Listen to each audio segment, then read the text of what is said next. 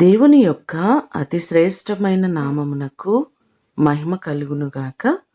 ఈ ఉదయకాలము మీకందరికీ వందనాలు తెలియచేస్తున్నాను. ఈ దినము మిమ్ములను బలపరచు దేవుని మాట, ప్రార్థన ఆలకించువాడా, సర్వ శరీరులు నీ యొద్దకు వచ్చెదరు. కీర్తనలు 65వ కీర్తన 2వ చరణం. మన దేవుడు మన ప్రార్థనలను, మన మనవులను ఆలకించేవారు. ఆదికాండము 4వ అధ్యాయము 26వ వచనంలో చూస్తే, యెహోవా నామమున ప్రార్థన చేయుట ఆరంభమైనది అని ఆ మాటల్లో మనకు కనబడుతున్నాయి. అప్పటి నుంచి కూడా ఈ క్షణము వరకు అనేకులు ప్రార్థన చేస్తూనే ఉన్నారు. దేవుడు తగిన కాలమును సమాధానము ఇస్తూ ఉన్నారు. ఇస్సాకు తన భార్య అయిన రిబ్కా కొరకు యెహోవాను వేడుకొనెను.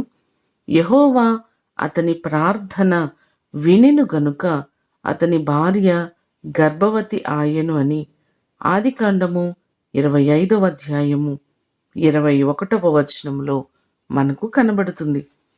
రిబ్కా గొడ్రాలుగా ఉన్నప్పుడు ఇస్సాకు ప్రార్థన చేయగా దేవుడు అతని మనవిని ఆలకించి రిబ్కా గర్భాన్ని తెరిచినట్లుగా మనము చూడగలం. మనము చేస్తున్న ప్రతి ప్రార్థన మన దేవుడు ఆలకించేవాడు. ఎన్నో మారులు మనము ప్రార్థన చేస్తున్నాం.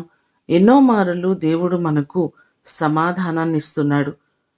కొన్నిసార్లు ఆలస్యము కావచ్చునేమో కానీ ప్రార్థన తప్పకుండా ఫలితాన్ని ఇస్తుంది.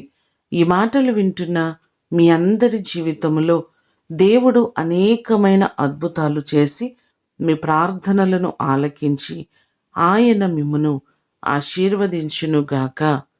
ప్రార్థన చేసుకుందాం. పరిశుద్ధుడు అయిన తండ్రి, మీ పాదములకు వందనాలు, స్తోత్రాలు. ఎన్నో మారులు మా ప్రార్థనలను విని సమాధానమిస్తున్న గొప్ప దేవుడవు ప్రభువా.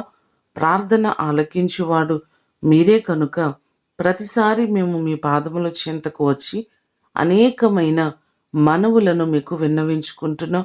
మా ప్రియులెల్లరినీ జ్ఞాపకం చేసుకుని ఎంతోమంది ఎన్నో కార్యముల కొరకు ఆశతో ఎదురు చూస్తూ మీ సన్నిధిలో ప్రార్థిస్తున్నారు. ప్రతి వారి ప్రార్థనలను, వారి మనవులను, విజ్ఞాపనములను ఆలకించి వారికి మీరు గొప్ప కార్యాలు చేయండి.